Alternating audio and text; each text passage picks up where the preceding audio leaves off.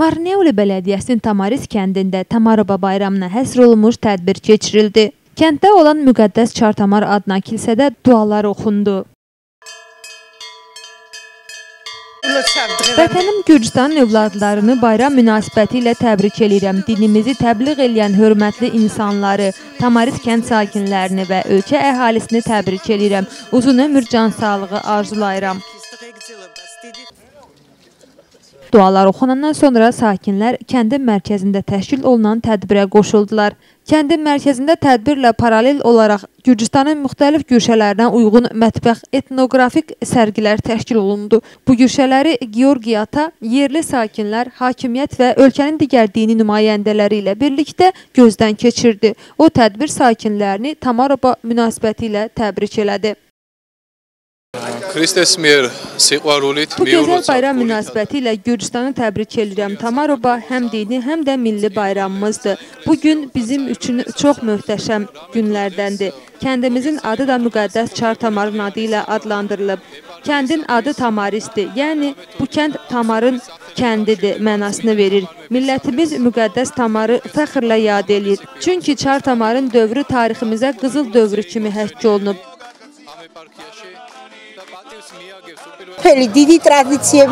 Bizim kəndimizin adını Çartamara hörmətlə Tamarisi qoydular. Bu kənddə bir çox milli və dini bayramlar təşkil olunur. Kəndin girişində böyük kilsə inşa olunub.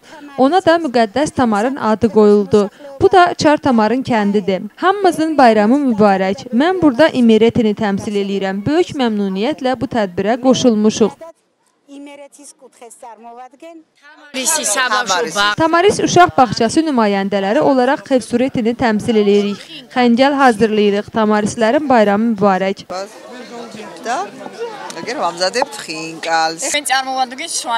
Biz Tamaroba bayramına Svanetidən qatılırıq. Yuxarı Svanetini burada təmsil edirik. Svaneti dünya üzərində ən gözəl güşədir. Tamaroba bayramınızı təbrik edirəm. Uzun ömür, can sağlığı arzulayıram. Bu Azərbaycan xəngəlidir. Azərbaycanın nasional bludası. Bu lülə kabab. Sonra şəkər bura hazırlamışıq. Döyoğa. Azərbaycan plov. Bugünkü günü Tamarobayı təbrik edirik. Çartamarın adı ilə əlaqələndirilən Tamaroba bayramı Gürcü güləş nömrələri ilə başlayaraq Marneulinin Mədəniyyət Mərkəzinin musiqi və rəqs ansamblının iştirakı ilə davam elədi.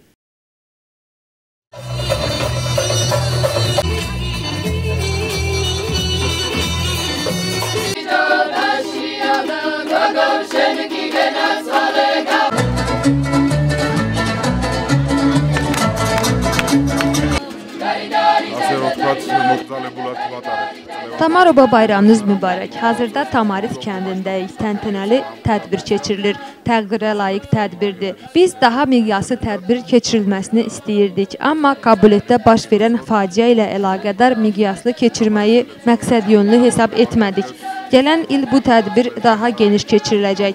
Hökumət nümayəndələrini də dəvət edəcəyik. Yeri gəlmişkən qubernatorun adı ilə də sizi təbrik edirəm. O gələ bilmədiyinə görə Tamaris sakinlərindən üzr istədi. Çünki prezidenti qəbul etməli idi.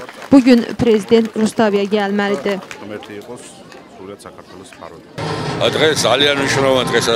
Bu bayram münasibəti ilə ilk növbədə Tamaris kənd sakinlərini və Marneuliləri təbrik edirəm. Bu milli bayramımızdır. Müqəddəs Çartamarı yad eləyirik. Bayram çox gözəl templə davam edir. Kənd nümayəndələri yaxşı hazırlaşıblar. Tədbirlər nə qədər tez-tez təşkil olunarsa və əhali ona qoşularsa daha yaxşı olar. Tamaris kəndində Tamaroba bayramı uzun illərdir təşkil olunmurdu. Bu ildən sonra Tamarobanın keçirilməsi ola bilsin, ənənə halını ala.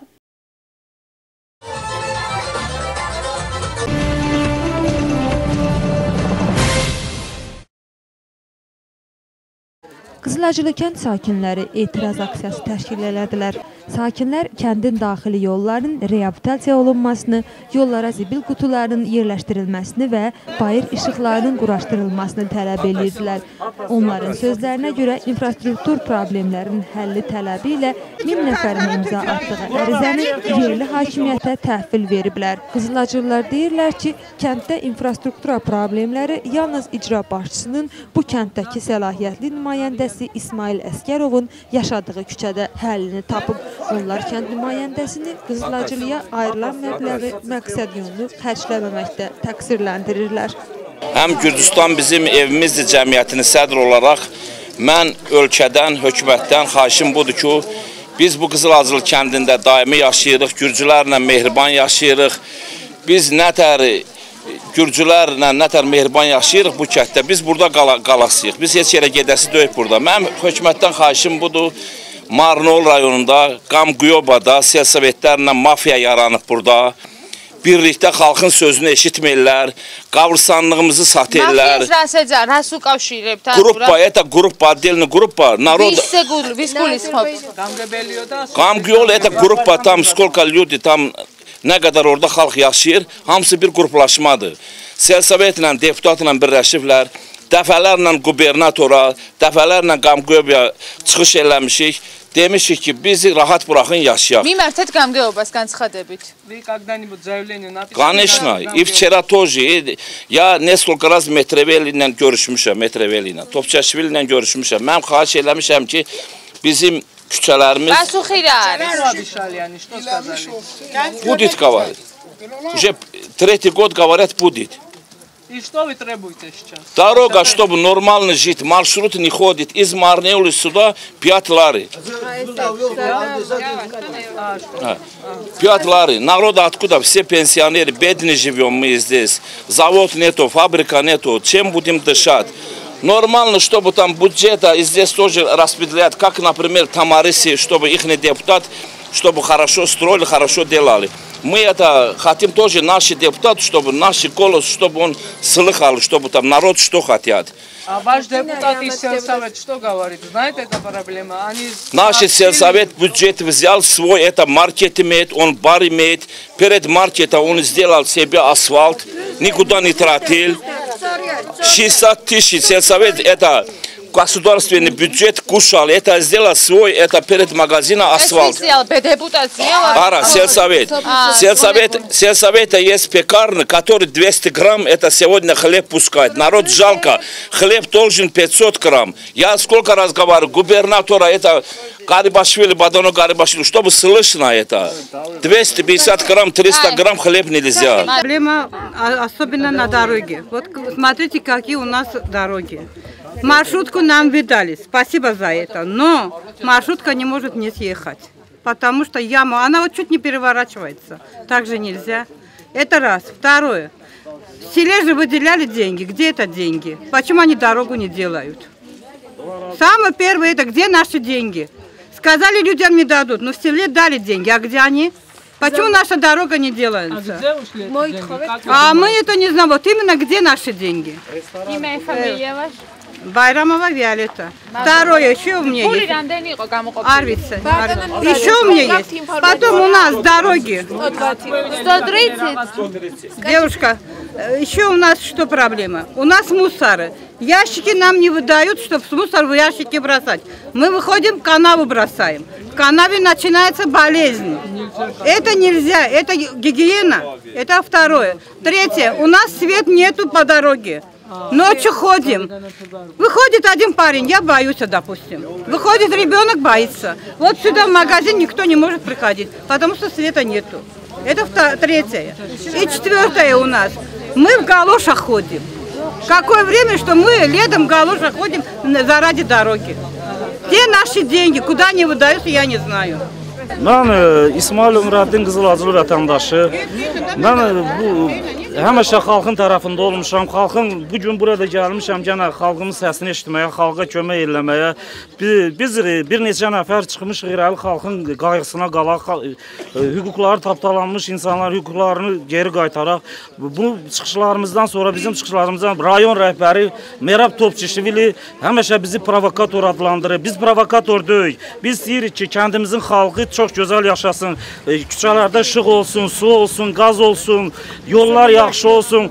Biz bunları tələb eləyirik. Bunları tələb eləyən adama provokator demək olarmı? Mən nə zaman çıxmışam, xalqımın tələblərini çatdırmaq istəmişəm, hər zaman deyir ki, provokator. Ardınca rayon rəhbərinə yaraşmır bu söhbət. Əgər mən doğrudan da provokasiya eləyirəmsə, xalqı qızışdırıram nəsə, onda zaman mən provokator ola bilərəm. Mən xalqın tələbini çatdırıram.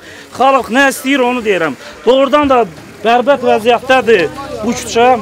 Marşrutka işləyir. Yaxın vaxtlarda əgər yol yaxşı olmasa, mən elə başa düşürəm, marşrutka dayana bilər.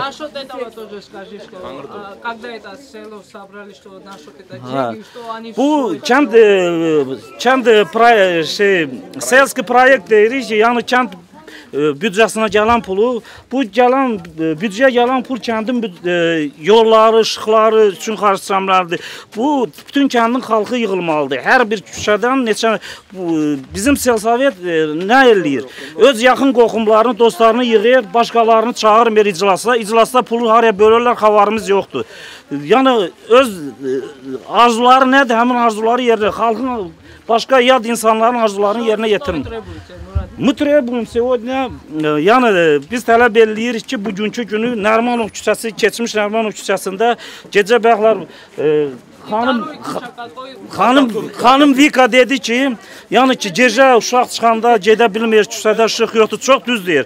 Başdan ayağa bu küçəyə işıq çəkilməlidir, yol düzəldilməlidir. Bir də zivilliyin içində ekologiya katastrofa naxodimsə, nasıl mısura.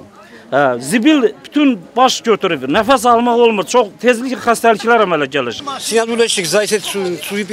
Bu kənddə yolun vəziyyəti bərbaddır. Maşın ilə gəlib getmək də çətinlik çəkirik. Marşrut sıradan çıxır. Düzdür, maşın bələdiyyənindir, sıradan çıxdıqca təmir edirlər, amma yenə də yol düzəldilsə lap yaxşı olar. Məsələyə icra başçısı Merab Topçişvili münasibət bildirib. Onun sözlərinə görə Qızılacılı kəndinə ayrılan məbləğ hələ xərclənməyib. Kənddə hansı layihəyə nə qədər pul xərclənməsinə də kənd nümayəndəsi qərar verə bilməz. Merab Topçişvili vurğulayır ki, bu il Qızılacılıda içməli su, uşaq bağçası, bir neçə yola asfalt qatı, bir neçəsinə isə çınqıl tökülməsi planlaşdırılır. Qalan problemlər də mərhələ ilə aradan qaldırılacaq.